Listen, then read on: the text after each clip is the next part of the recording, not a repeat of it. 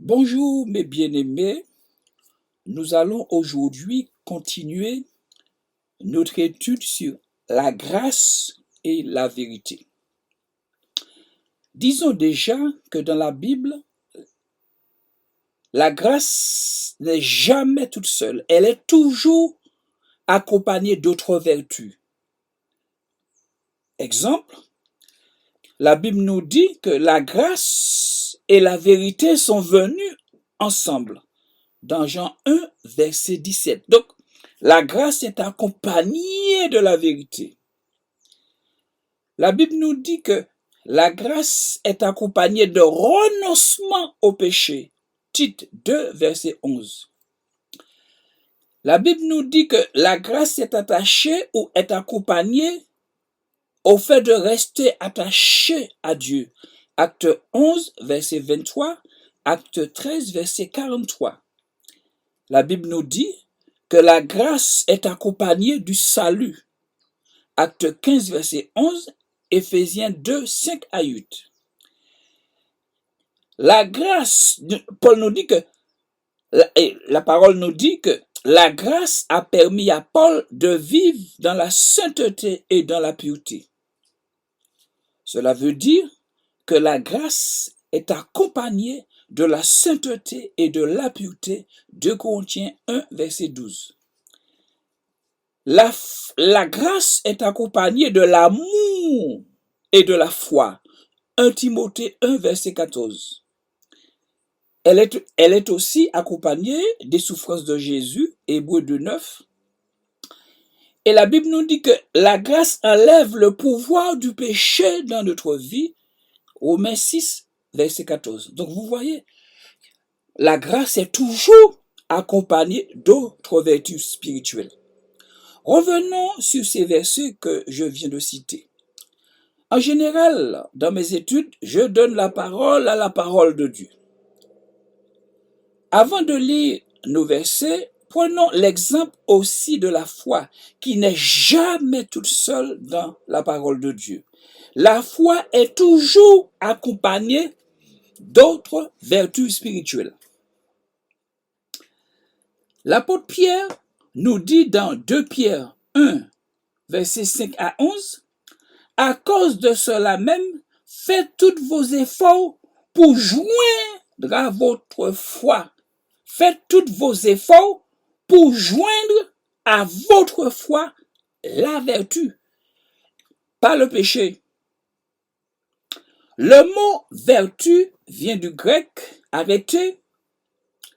Nous le retrouvons par exemple dans Philippiens 4, verset 8, dans 1 Pierre 2, 9, dans 2 Pierre 2, 5. Le mot arrêté en grec signifie perfection. Perfection. Donc Pierre nous dit d'ajouter à notre foi la perfection. Jacques 1, verset 4. Colossiens 1, verset 23, verset 21 à 23. Le mot arrêté signifie aussi sainteté. Donc, Pierre nous dit d'ajouter à notre foi la sainteté. Le mot signifie aussi pureté. Donc, ajouter à notre foi la pureté, l'intégrité, la justice, c'est-à-dire l'accomplissement de la parole de Dieu, la gloire, l'amour, la prudence, l'honnêteté, la force, etc., etc. Vous voyez? Donc, la foi n'est jamais toute seule, elle est aussi accompagnée. Il en est de même de la grâce. Alors, le verset nous dit, dans Pierre, « À cause de cela même, faites tous vos efforts pour joindre à votre foi la vertu. » Pour joindre à votre foi la vertu. Et nous avons détaillé en grec que veut dire le mot vertu, le mot arrêté. Revenons à nos versets, les versets que j'ai cités en amont. Donc, nous avons dit que la Bible ne parle jamais d'une grâce qui est seule. Elle parle d'une grâce qui est accompagnée. Nous avons dit que la grâce est accompagnée de la vérité, Jean 1, verset 17, car la loi a été donnée par Moïse, la grâce et la vérité sont venues par Jésus-Christ. Vous voyez? Car la loi a été donnée par Moïse, la grâce et la vérité. Donc la grâce, nous verrons que la grâce n'est pas venue toute seule, elle est accompagnée. Nous avons dit aussi que la grâce est accompagnée du renoncement au péché. Nous trouvons ce verset dans Tite 2, verset 11. Car la grâce de Dieu, source de salut pour tous les hommes, a été manifestée. Elle nous enseigne à renoncer au péché, aux convoitises mondaines et à vivre dans le siècle présent selon la sagesse, la justice et la piété, en attendant le retour du Seigneur Jésus-Christ. Le verset est clair. Car la grâce de Dieu, source de salut pour tous les hommes, a été manifestée. Et elle nous enseigne à renoncer au péché. La grâce nous dit de renoncer au péché. Donc ceux qui prennent la grâce pour justifier le péché dans leur vie, vous commettez une erreur fatale. La Bible condamne ce que vous faites. Vous prenez la grâce de Dieu pour pouvoir rester dans le péché. Alors que nous verrons que l'objectif de la grâce, c'est de nous faire sortir, c'est de nous enlever dans cette vie de péché. Donc, elle nous enseigne à renoncer au péché. Donc, la grâce est accompagnée du fait de renoncer au péché, aux convoitises mondaines et à vivre dans le siècle présent selon la sagesse, la justice et la piété. En un mot, selon la sainteté. La grâce est aussi accompagnée de la gloire de Dieu. Jean 1, verset 14. La Bible nous dit, et la parole a été faite chair, et elle a habité parmi nous pleine de grâce et de vérité. Et nous avons contemplé sa gloire, une gloire comme la gloire du Fils unique venu du Père. La grâce aussi est accompagnée de la gloire de Dieu, de la gloire de Jésus. La gloire est accompagnée de rester attaché à Dieu. Acte 11, verset 23. Lorsqu'il fut arrivé et qu'il eut vu la grâce de Dieu, il s'en réjouit et il les exhorta tous à rester de cœur ferme, attachés au Seigneur. Lorsqu'il vit la grâce de Dieu, il s'en réjouit et les exhorta tous à rester d'un cœur ferme, attachés au Seigneur. La grâce est liée au fait de rester attaché au Seigneur. La grâce est accompagnée du salut. Acte 15, verset 11. Mais c'est par la grâce du Seigneur Jésus que nous croyons être sauvés de la même manière qu'eux. Ouais. Donc, mais c'est par la grâce du Seigneur Jésus que nous croyons être sauvés. Nous sommes sauvés par la grâce. Donc la grâce est liée au salut. La grâce est liée au salut. Éphésiens 2. Nous étions morts par nos offenses. Christ nous a rendus vivants avec Christ. Nous étions morts par nos offenses, nous a rendus vivants avec Christ, et c'est par grâce que vous êtes sauvés. C'est par grâce que vous êtes sauvés. Bien-aimés, la grâce a permis à Paul de vivre dans la sainteté et dans la pureté. Donc, la grâce est accompagnée de la sainteté et de la pureté. 2 Corinthiens 1, verset 12.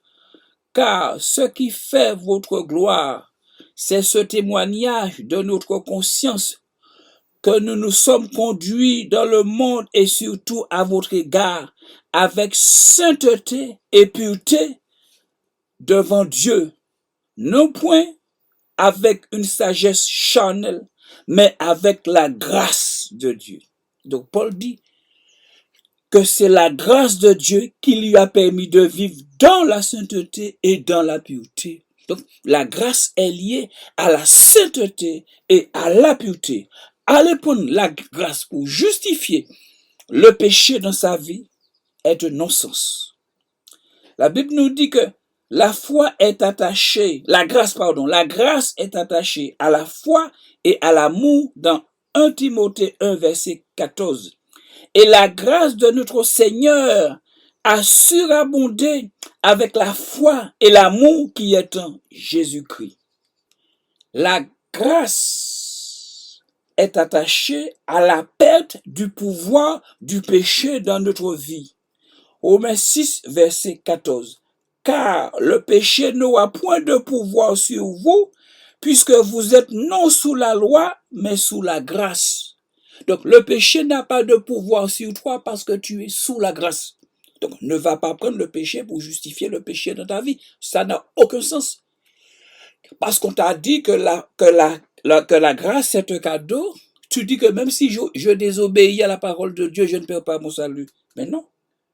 Car le péché n'aura point de pouvoir sur vous, puisque vous êtes non sous la loi, mais sur la grâce. Comme tu es sur la grâce, le péché n'a pas de pouvoir sur toi, parce que tu es sur la grâce. Donc, vous voyez, la grâce n'est jamais toute seule, elle est toujours accompagnée d'autres vertus chrétiennes et spirituelles. Aujourd'hui, les chrétiens parlent beaucoup de la grâce. On entend souvent dans la bouche des chrétiens « Je suis sauvé par grâce ». La Bible n'a jamais dit que nous étions sauvés uniquement par la grâce. La Bible n'a jamais dit que nous étions sauvés uniquement par la grâce. Nous avons le témoignage de Jean-Baptiste qui dit sous l'inspiration de l'Esprit: car la loi a été donnée par Moïse, la grâce et la vérité sont venues par Jésus-Christ. Car la loi a été donnée par Moïse, la grâce et la vérité sont venues. Il y a deux choses qui sont venues. Pour le salut des hommes, il y a deux réalités qui cohabitent. Nous avons là deux réalités spirituelles qui coopèrent ensemble pour le salut des hommes. Mais aujourd'hui, malheureusement, les chrétiens parlent d'une grâce sans la vérité. Il n'y a pas de salut dans une grâce sans la vérité. La Bible est claire là-dessus. La grâce et la vérité sont venues. Nous n'avons pas le droit de les séparer. Ce sont deux vérités que Dieu a jointes, que Dieu a unies. Si vous désunissez, si vous séparez ces deux réalités spirituelles, vous sortez du salut. Vous n'êtes plus alors dans le salut. L'homme ne peut pas être sauvé sans la vérité. C'est pas possible. C'est pour cela que le Seigneur Jésus vient avec les deux, la grâce et la vérité. Chacune de ces bénédictions vont agir ou interagir dans son champ d'action. La grâce va œuvrer en nous dans son champ d'action et la vérité aussi va agir en nous dans son champ d'action.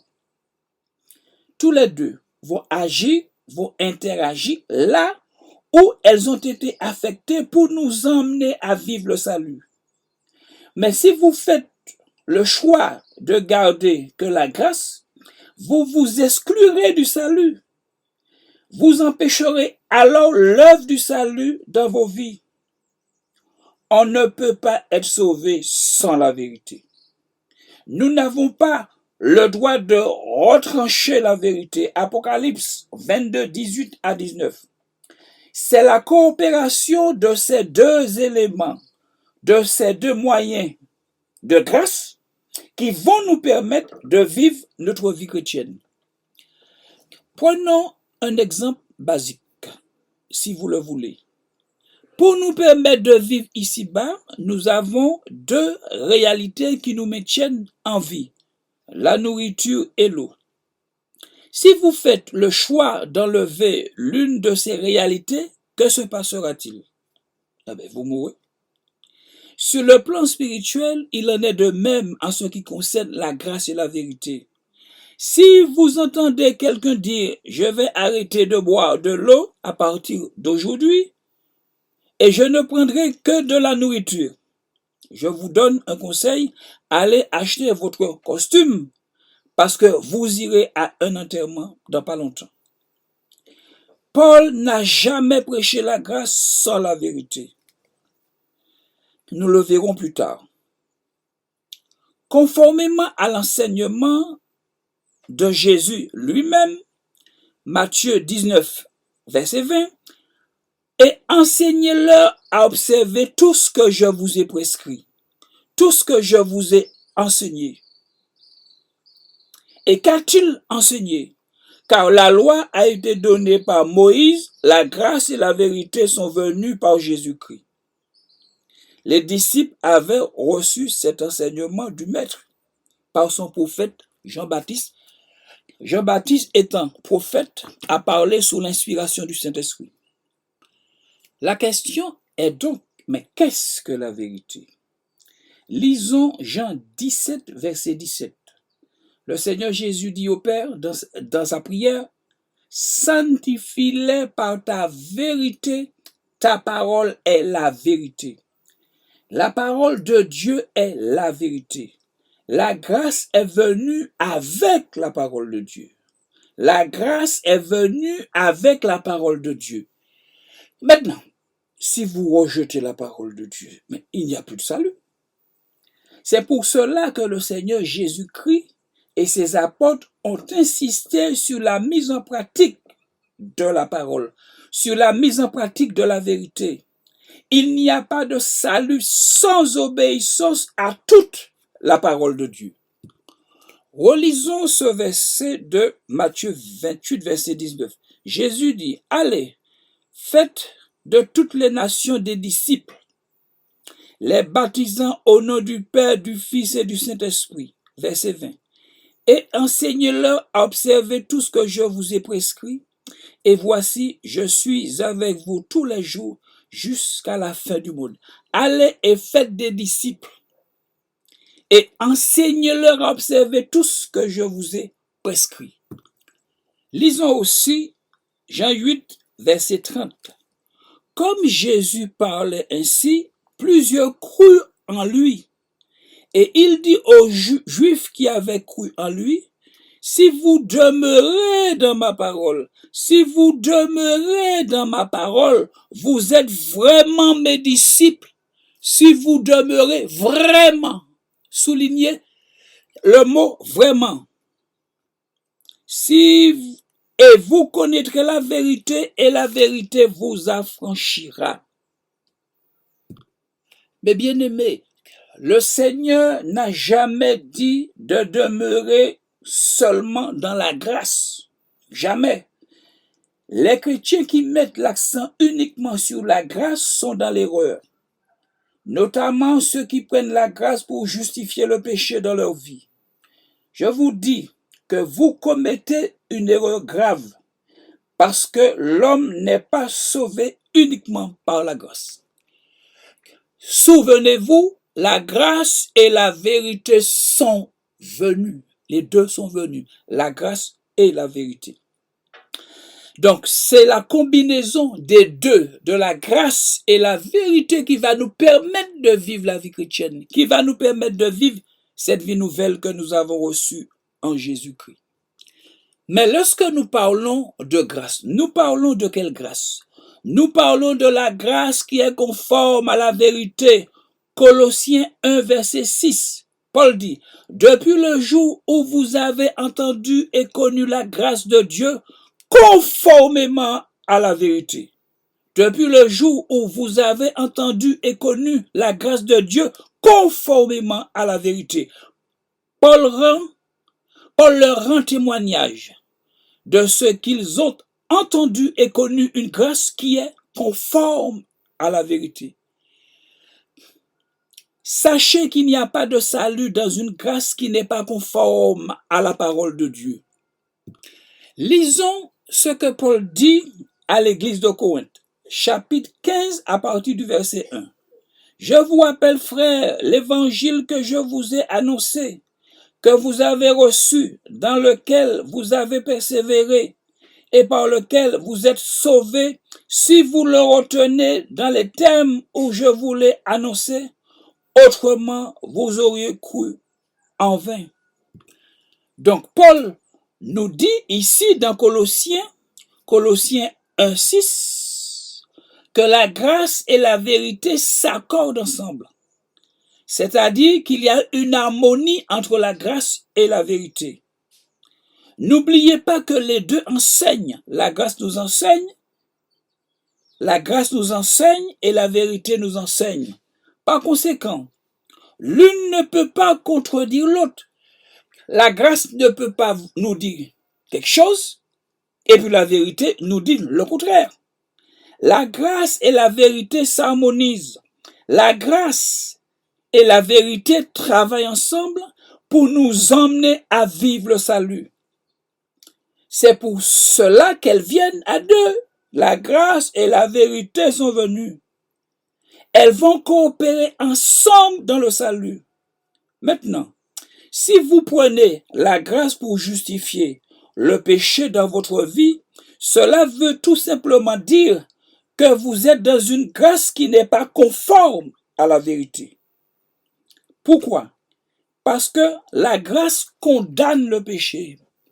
La grâce condamne le péché.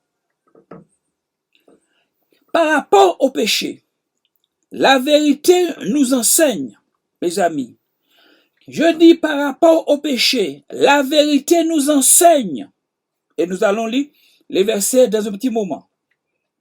La vérité nous enseigne, rejetez le péché.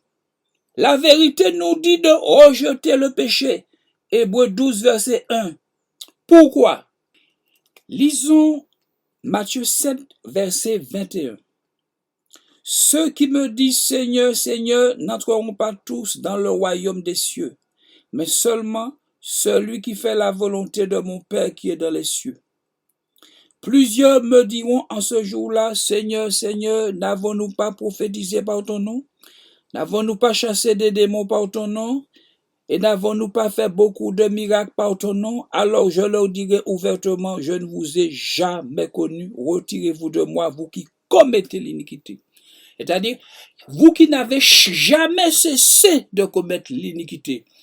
Vous vous êtes convertis, mais vous êtes restés dans le péché. Vous qui commettez l'iniquité, jusqu'à maintenant, vous commettez l'iniquité.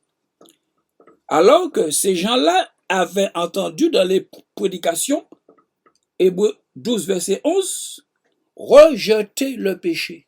Rejetez le péché. Donc, si vous ne rejetez pas le péché, le Seigneur va vous reprocher. Je ne vous ai jamais connu, retirez-vous de moi, vous qui commettez l'iniquité. Vous qui n'avez jamais cessé de commettre l'iniquité. Continuons si vous le voulez bien. Par rapport au péché, la vérité nous enseigne aussi à renoncer au péché. Éphésiens 4, verset 25. La parole de Dieu nous dit, haïssez le péché, haïssez le péché. Le psaume 97, verset 19. Amos 5, verset 15. La parole de Dieu nous dit, ne péchez point. 1 Jean 2, verset 1. 1 Jean 3, 6. La parole de Dieu nous dit, la vérité nous dit, ne livrez pas vos membres au péché. Romains 6, verset 13. La vérité nous dit, abstenez-vous de péché. Acte 15, verset 19. La vérité nous enseigne que le péché ne règne pas dans votre corps mortel. Romains 6, verset 12. La vérité nous dit, n'obéissez pas au péché. Romains 6, verset 12. La vérité nous dit, finissez avec le péché. 1 Pierre 4, verset 1.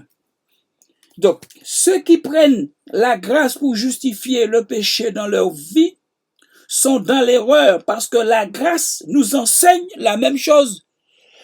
La grâce nous enseigne la même chose. Tite 2, verset 11. La grâce nous enseigne à renoncer au péché et aux convoitises mondaines, et à vivre dans le siècle présent selon la sagesse, la justice et la piété, en attendant le retour du Seigneur Jésus-Christ. Donc vous voyez, il n'y a pas de contradiction entre la vérité et la grâce. Les deux s'harmonisent. La vérité nous dit de rejeter le péché, la grâce aussi. La grâce nous enseigne à renoncer au péché, à rejeter le péché, à rejeter les convoitises mondaines et à vivre dans le siècle présent selon la sagesse, la justice et la piété, en attendant le retour de Jésus-Christ. La vérité nous dit, regardez-vous comme mort au péché, Romains 6, versets 11 à 14. Par rapport au péché, la vérité nous enseigne encore. La vérité nous enseigne de renoncer à tout péché, de renoncer à toute forme de désobéissance. La désobéissance dans la vie chrétienne nous conduit à la mort. C'est exactement ce que Jésus dit dans Matthieu 7. Lisons le verset 24 de Matthieu 7. C'est pourquoi quiconque entend ces paroles que je dis et les met en pratique, quiconque entend les paroles que je dis, moi Jésus, que je dis et les met en pratique, sera semblable à un homme prudent qui a bâti sa maison sur le roc. La pluie est tombée, les torrents sont venus, les vents ont soufflé et se sont jetés contre cette maison. Elle n'est point tombée parce qu'elle était basée sur le roc. Verset 26. Mais quiconque entend ces paroles que je dis et ne les met pas en pratique. Donc nous pouvons entendre les paroles de Jésus et ne pas les mettre en pratique. C'est ce que Jésus dit ici. Mais quiconque entend mes paroles et ne les met pas en pratique. Donc il y a des chrétiens qui entendent les paroles du Seigneur Jésus et qui font le choix de ne pas obéir. Mais quiconque entend ces paroles que je dis et ne les met pas en pratique sera semblable à un homme insensé, les folles, qui a bâti sa maison sur le sable. Donc, Jésus parle de deux catégories de chrétiens. De ceux qui mettent la parole en pratique, de ceux qui obéissent à la parole et de ceux qui n'obéissent pas. Mais observez, il parle de lui qui ne fait pas ce que je dis. Si quelqu'un ne fait pas ce que je dis de faire, donc c'est normal qu'il dit, retirez-vous de moi, je ne vous ai jamais connu. Alors, revenons au verset que j'ai cité, nous allons les lire maintenant. Alors, nous avons dit que la grâce qui est conforme à la vérité, alors par rapport au péché, alors, donc nous avons vu que la vérité nous enseigne. La vérité nous enseigne et nous avons pris comme exemple, rejeter le péché, Hébreux 12, verset 1. Ainsi donc, aussi, puisque nous sommes environnés d'une si grande nuée de témoins, rejetons tout fardeau et le péché qui nous enveloppe si facilement, et courons avec persévérance dans la carrière qui nous est ouverte. Nous donc aussi, puisque nous sommes environnés d'une si grande nuée de témoins, rejetons le péché. Le serviteur nous dit ici de rejeter le péché. Maintenant, il ne faut pas aller prendre le péché, il ne faut pas aller prendre la grâce pour justifier le péché dans sa vie. La Bible nous dit de rejeter le péché. Si la Bible nous dit de rejeter quelque chose, c'est parce que la chose n'est pas bonne. Nous avons vu aussi renoncer au péché. Éphésiens 4, verset 25 nous dit, c'est pourquoi renoncer au mensonge. Mais le mensonge, c'est le péché. Renoncer au mensonge. Il ne s'agit pas seulement de mensonge ici, puisque Paul donne, après toute une liste de péchés, chapitre 4 et chapitre 5, que vous allez lire chez vous. La parole de Dieu nous dit, donc la vérité nous dit de haïr le péché. Le psaume 97, verset 10. Vous qui aimez l'Éternel, haïssez le mal. Vous qui aimez l'Éternel haïssait le mal. Et le mot mal vient du mot hébreu ra, qui signifie aussi péché. Donc on peut traduire, vous qui aimez l'Éternel, haïssez le péché. Vous qui aimez l'Éternel, haïssez le péché. Parce que le mot mal en hébreu signifie aussi péché. C'est le mot ra qui veut dire aussi péché. Amos 5, verset 15. Haïssez le mal, haïssez le péché et aimez le bien. Haïssez le péché. La Bible vous dit de haïr le péché et vous prenez la grâce pour justifier le péché dans vos vies. Il y a quelque chose là qui ne va pas. La Bible nous dit, la vérité nous dit de ne plus pécher. 1 Jean 2, 1. Mes petits enfants, je vous écris ces choses afin que vous ne péchiez point. Je vous écris ces choses afin que vous ne péchiez point. 1 Jean 3, 6. Quiconque demeure en lui ne fait point le péché. Quiconque pêche ne l'a pas vu et ne l'a pas connu. La vérité nous dit de ne pas livrer nos membres au péché, de ne pas livrer nos membres au péché. Romains 6, verset 13. Ne livrez pas vos membres au péché comme des instruments d'iniquité. Ne livrez pas vos membres au péché. Parce que la Bible nous dit que ces membres appartiennent au Seigneur Jésus de Nazareth.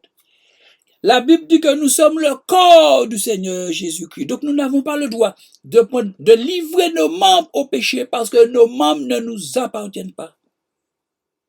La Bible dit, ne savez-vous pas que votre corps est le temple du Saint-Esprit?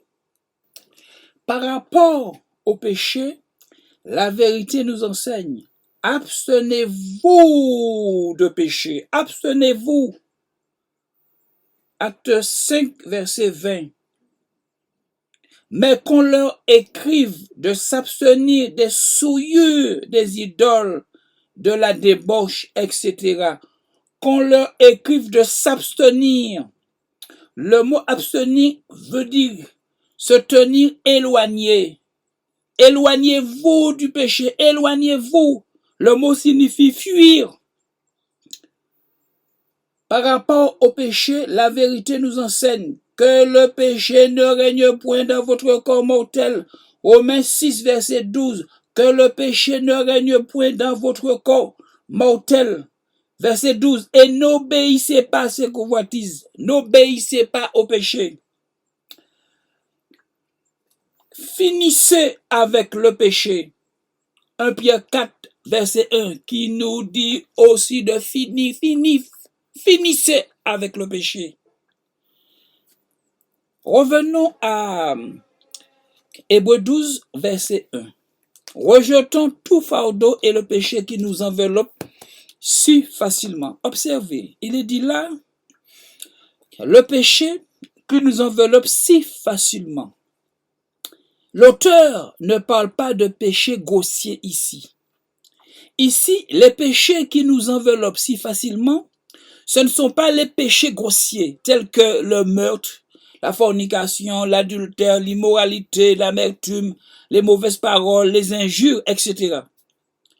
Les péchés qui nous enveloppent si facilement, ce sont les critiques, les jugements, les petits mensonges, les querelles, les disputes, les médisances, la calomnie, la susceptibilité, l'envie, prendre parti alors que nous ne connaissons pas le fond du problème, se mettre en colère pour un rien, l'impatience.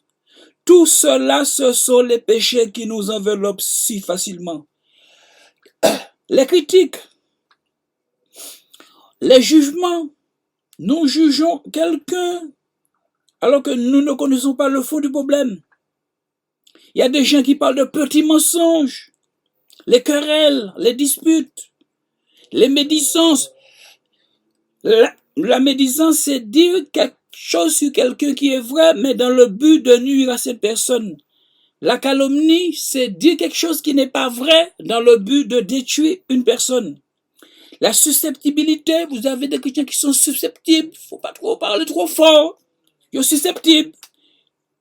L'envie, la personne a acheté une voiture, ben moi aussi, Je veux aussi acheter une voiture. Tout cela, ce sont les péchés qui nous enveloppent si facilement. Montrer sa préférence pour un enfant, par exemple, ça peut occasionner des dégâts dans une famille. Frères et sœurs, les versets sur le rejet et l'abandon du péché sont très nombreux dans la Bible. Prenons quelques exemples encore.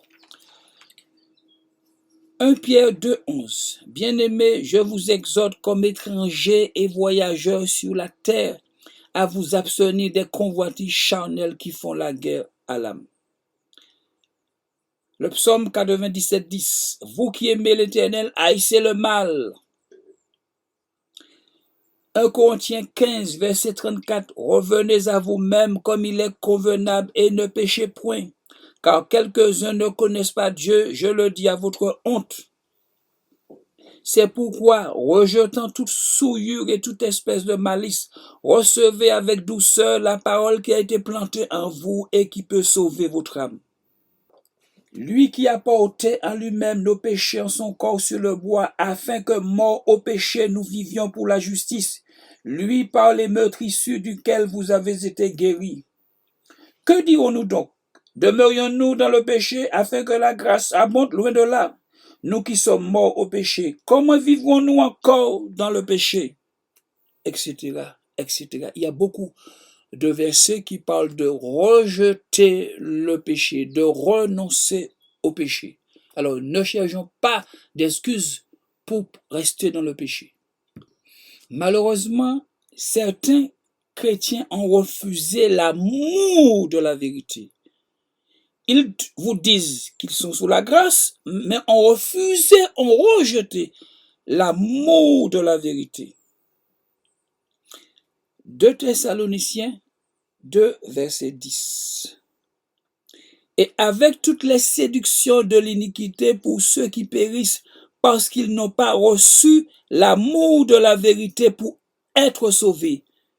Ils ne l'ont pas reçu, c'est pas dans le sens de recevoir, mais ils n'ont pas accueilli, ils n'ont pas accepté l'amour de la vérité pour être sauvés. Ils ont préféré rejeter l'amour de la vérité et s'attacher au mensonge. Mes bien-aimés, est-ce que la vérité opère dans ta vie? La vérité opère-t-elle dans ta vie? Êtes-vous vraiment devenu un disciple du Seigneur Jésus-Christ, qui a dit, allez et faites de toutes les nations des disciples, Matthieu 28, verset 19. Pose-toi la question, es-tu devenu réellement un disciple du Seigneur Jésus-Christ? As-tu renoncé à toi-même? Est-ce que tu t'es chargé de ta croix? Est-ce que tu suis le Seigneur Jésus-Christ? Avez-vous obéi aux injonctions de Jésus concernant la repentance et la conversion? Si ce n'est pas le cas, vous êtes encore dans vos péchés. Matthieu 4, verset 17. Il est dit, dès ce moment, Jésus commença à prêcher et a dit, repentez-vous car le royaume des cieux est proche. Avez-vous réellement reçu ce message? Avez-vous accepté ce message dans acte? Après avoir entendu ce discours, ils eurent le cœur vivement touché et ils dirent à Pierre et aux autres apôtres, frères, que ferons-nous pour être sauvés? Acte 2, verset 37 à 38. Acte 3, 19. Convertissez-vous. Convertissez-vous. Est-ce que vous vous êtes vraiment convertis? Acte 3, verset 19. La parole de Dieu nous dit, recherchez la sanctification. Hébreux 12, 14. Est-ce votre cas? Est-ce que vous le faites? Est-ce que vous recherchez la sanctification? La parole nous dit, gardez les commandements. Est-ce que tu obéis aux commandements? 1 Jean 5, verset 3. Si ce n'est pas le cas, vous vivez dans le péché. La parole nous dit de rechercher la piété. Est-ce que nous le faisons? La parole nous dit, vivez dans la piété. Tite 2, verset 12. Est-ce que nous le faisons? Vivez-vous en suivant le Seigneur Jésus-Christ. Matthieu 19, 21. Vivez-vous d'une manière digne de Dieu. 1 Thessaloniciens 2, 12. Éphésiens 4, 1. Vivez-vous comme des enfants de lumière. Éphésiens 5, verset 8. Vivez-vous en rejetant le péché. Hébreux 12, 1. Vivez-vous en demeurant en Jésus. Jean 5, 4 à 5. Avez-vous donné la première et la dernière place au Seigneur Jésus-Christ? Matthieu 6, 33. Vivez-vous, avez-vous renoncé à vous-même? Luc 9, verset 23. Vivez-vous en obéissant à la parole de Dieu? Matthieu 4, 4. Est-ce que la parole de Dieu te sanctifie? Jean 17, 17. Éphésiens 5, 26. Allons plus loin si vous voulez. À quoi ça sert d'être sous la grâce si vous n'obéissez pas à la vérité? Je reprends. À quoi ça sert d'être sous la grâce si vous n'obéissez pas à la vérité? Galates 5, verset 7. Vous courriez bien. Qui vous a arrêté pour vous empêcher d'obéir à la vérité? Vous courriez bien. Qui vous a arrêté pour vous empêcher d'obéir à la vérité? À quoi ça sert si tu es sous la grâce, si tu n'obéis pas à la vérité? Puisque nous avons dit que les deux sont venus, la grâce et la vérité sont venus par Jésus-Christ. Les Corinthiens disaient qu'ils étaient sous la grâce, mais n'obéissaient pas à la vérité. Maintenant, si vous êtes sous la grâce et que vous n'obéissez pas à la vérité, vous n'êtes plus dans le salut. Jude nous dit, maintenez-vous dans l'amour de Dieu, c'est-à-dire maintenez-vous dans l'obéissance à Dieu. Jude 1, verset 21. Maintenez-vous dans l'obéissance. Maintenez-vous dans l'amour. Celui qui aime le Seigneur, qu'est-ce qu'il fait? Il obéit. Si quelqu'un aime le Seigneur, il obéit. Paul déclare dans Tite 2, verset 11. La grâce nous enseigne à vivre dans le siècle présent selon la justice. Je reprends. Tite 2, 11. La grâce nous enseigne à vivre dans le siècle présent selon la justice. Mais si vous faites le contraire, lisons Romains 2, 7 à 8.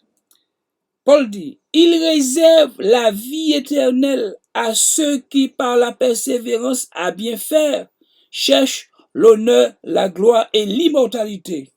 Mais l'irritation et la colère à ceux qui, par un esprit de dispute, sont rebelles à la vérité et obéissent à l'injustice. Vous avez vu? Mais l'irritation et la colère sur tous ceux qui, par esprit de dispute, sont rebelles à la vérité. Ceux qui sont rebelles à la vérité et obéissent à l'injustice. C'est-à-dire, il faut le contraire de la justice. Donc, la grâce nous enseigne à vivre dans le siècle présent selon la justice. Et qu'est-ce que la justice? La justice en hébreu, c'est l'obéissance à la vérité. C'est l'obéissance à la vérité. C'est celui qui obéit. La justice en hébreu veut dire c'est la mise en pratique de toute la parole de Dieu. C'est la mise en pratique de toute la parole de Dieu. La justice, c'est la conformité à la parole de Dieu. C'est l'obéissance totale à la parole de Dieu. C'est la conformité à la loi. C'est celui qui met en pratique les commandements de Dieu. La justice, c'est la mise en pratique de la vérité. Je reprends. La justice, c'est la mise en pratique de la vérité. Le salut est lié à l'obéissance. Lisons cela dans Hébreux 5, verset 9. Alors, lisons Hébreux 5 à partir du verset 8. il a appris, bien qu'il soit fils, l'obéissance par les choses qu'il a souffert. Il a appris l'obéissance, il obéissait. Après avoir été élevé à la perfection, il est devenu pour tous ceux qui lui obéissent l'auteur d'un salut éternel. Après avoir été élevé à la perfection, il est devenu pour tous ceux qui lui obéissent, c'est-à-dire tous ceux qui faisaient comme lui, puisque lui, il obéissait. Donc maintenant, il devient pour tous ceux qui lui obéissent l'auteur d'un salut éternel. Après avoir été élevé à la perfection, il est devenu pour tous ceux qui lui obéissent l'auteur d'un salut éternel. Donc cela veut dire une grâce sans obéissance, sans la mise en pratique de la parole de Dieu ne vous sera d'aucune utilité. Cette grâce-là ne vous servira de rien. Il n'y a pas de salut dans cette grâce-là. Il n'y a pas de salut dans cette grâce-là. Alors, ceux qui prennent la grâce pour justifier leur péché, c'est à des personnes sous la grâce que Paul déclare ce qui suit. C'est à des personnes qui sont sous la grâce que Paul déclare ce que nous allons voir maintenant dans 1 Corinthiens 6, versets 9 à 11. Ne savez-vous pas que les injustes n'hériteront point le royaume de Dieu? Les injustes, ce sont ceux qui n'obéissent pas. Ce sont ceux qui ne mettent pas la parole de Dieu en pratique. Ne savez-vous pas que les injustes n'hériteront pas le royaume des cieux? Et nous avons dit que ici, Paul s'adresse à des chrétiens. Paul s'adresse à une église. Ce verset ne concerne pas le monde. Nous l'avons déjà dit. Ne vous y trompez pas, ni les débauchés, ni les idolâtres, ni les adultères, ni les efféminés, ni les homosexuels, ni les voleurs, ni les cupides, ni les ivrognes, ni les outrageux, ni les ravisseurs n'hériteront le royaume de Dieu. C'est clair. Il parle à des chrétiens. Et là, il s'adresse à des gens qui sont sous la grâce, mais qui ne vivaient pas la grâce. N'est-ce pas? Des gens qui sont sous la grâce, mais qui n'obéissent pas à la grâce. La grâce leur disait de ne pas faire ces choses. La grâce leur disait de ne pas commettre ces choses. Nous venons de voir que la vérité et la grâce nous appellent à une vie de sainteté, à une vie de sanctification. Eux faisaient le contraire. Et ils disent, parce qu'ils sont sous la grâce, il n'y a pas de problème. Et nous avons vu que la grâce nous enseigne à renoncer au péché. La grâce nous enseigne à renoncer au péché. Le chapitre 5, verset 9, tout près. Je vous écris dans ma lettre de ne pas avoir de relation avec les débauchés, non pas d'une manière absolue avec les débauchés de ce monde. Voyez la différence? Non pas avec les débauchés de ce monde, mais avec les débauchés qui sont dans les églises. Ou avec les cupides, ou les ravisseurs, ou avec les idolâtres. Autrement, il vous faudrait sortir du monde. Maintenant, ce que je vous ai écrit, c'est de ne pas avoir de relation avec quelqu'un qui se nomme frère est débauché, parce qu'il y avait des débauchés. Il y avait des cupides, il y avait des idolâtres, des outragés, des ivrognes, des ravisseurs. De ne même pas manger avec un tel homme. Et pour bien montrer qu'il s'adresse à des chrétiens, pas au monde, il dit, que j'en ai fait à juger ceux du dehors? N'est-ce pas ceux du dedans que vous avez à juger? Pour ceux du dehors, Dieu les juge. Ôtez le méchant du milieu de vous. Alors tout de même. Alors, les choses sont claires. Les choses sont claires. Les choses sont claires pour ceux qui sont clairs. Les choses sont claires pour ceux qui aiment le Seigneur et qui veulent le servir avec un cœur vrai et sincère. Donc, ces personnes étaient sous la grâce. Et Paul dit à des gens qui sont sous la grâce que si vous commettez de telles choses, vous n'hériterez pas le royaume de Dieu. Il s'adresse à des gens qui sont sous la grâce.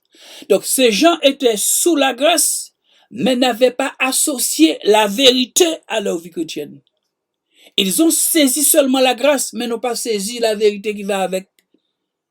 La grâce et la vérité sont venues et nous avons vu ce que nous enseigne la vérité. La vérité nous enseigne à rejeter et à renoncer au péché. Hébreux 12, 14. Sans la sanctification, nul ne verra le Seigneur. Là encore, il parle à des chrétiens, il parle à une église. Il leur dit que si vous ne vous sanctifiez pas, vous ne verrez pas le Seigneur. Là encore, il parle à des gens qui sont sous la grâce. Donc, le fait d'être sous la grâce ne sauve pas les gens automatiquement. Vous êtes sauvés, c'est si vous saisissez la grâce et la vérité. C'est à des personnes sous la grâce que Jésus déclare, Matthieu 25. Matthieu 25, retirez-vous de moi, car je ne vous connais pas. Retirez-vous de moi. Les 5 folles, ce sont des chrétiens qui ont vécu dans la désobéissance. Certains disent que les 5 folles n'étaient pas nés de nouveau. Ce n'est pas vrai. Et nous aurons l'occasion de démontrer cela. Les 5 folles, ce sont des chrétiens nés de nouveau, mais qui ont fait le choix de vivre dans le péché. Ce sont des gens qui ont saisi uniquement la grâce, mais qui n'ont pas saisi la vérité. On fait quoi aux gens qui désobéissent à la parole de Dieu, qu'ils conservent le salut sous prétexte qu'ils sont sous la grâce? Lisons Ésaïe 55, verset 3. Prêtez l'oreille, écoutez, prêtez l'oreille et venez à moi. Écoutez. Il insiste, Dieu insiste, écoutez. Écoutez en hébreu veut dire aussi obéir. Et votre âme vivra. Obéissez et votre âme vivra. Je traiterai avec vous une alliance éternelle. Écoutez, écoutez. Et vous refusez d'écouter et vous prenez comme prétexte parce que vous êtes sous la grâce. Mes bien-aimés, que dit le Tout-Puissant par rapport à l'obéissance? Matthieu 17, verset 5. Comme il parlait encore, une lumière lumineuse les couvrit. Et voici une voix fit entendre de la nuée ces paroles. Celui-ci est mon fils bien-aimé, en qui j'ai mis toute mon affection. Écoutez-le. Certains disent, même si vous n'obéissez pas, ce n'est pas grave. Ce qui compte, c'est la foi. C'est faux. Donc vous voyez, des gens qui vont vous dire, non, c'est la foi qui sauve. Lisons Romains 1, verset 5. Verset 5, le verset 5. Par lui, nous avons reçu la grâce et l'apostolat pour amener en son nom à l'obéissance de la foi tous les païens, pour les emmener à l'obéissance de la foi, dans une foi où il y a de l'obéissance. Chapitre 6, verset 17.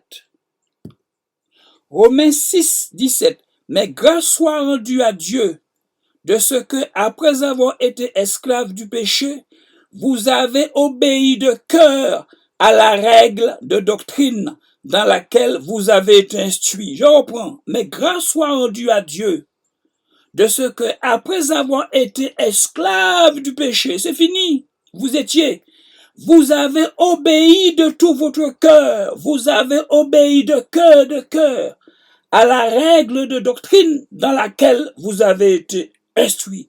Ayant été affranchis du péché, vous êtes devenus esclaves de la justice, etc., etc.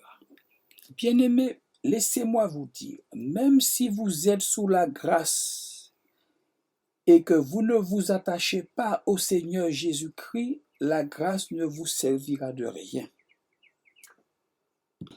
Car Paul déclare dans 1 Timothée 6, verset 3, « Si quelqu'un enseigne de fausses doctrines et ne s'attache pas aux saintes paroles de notre Seigneur Jésus-Christ et à la doctrine qui est selon la piété, il est enflé d'orgueil. » Si quelqu'un enseigne de fausses doctrines et ne s'attache pas aux saintes paroles, si tu ne t'attaches pas à la parole du Seigneur, le fait que tu sois sur la grâce ne te sera aucune d'utilité parce que tu ne t'es pas attaché à la vérité.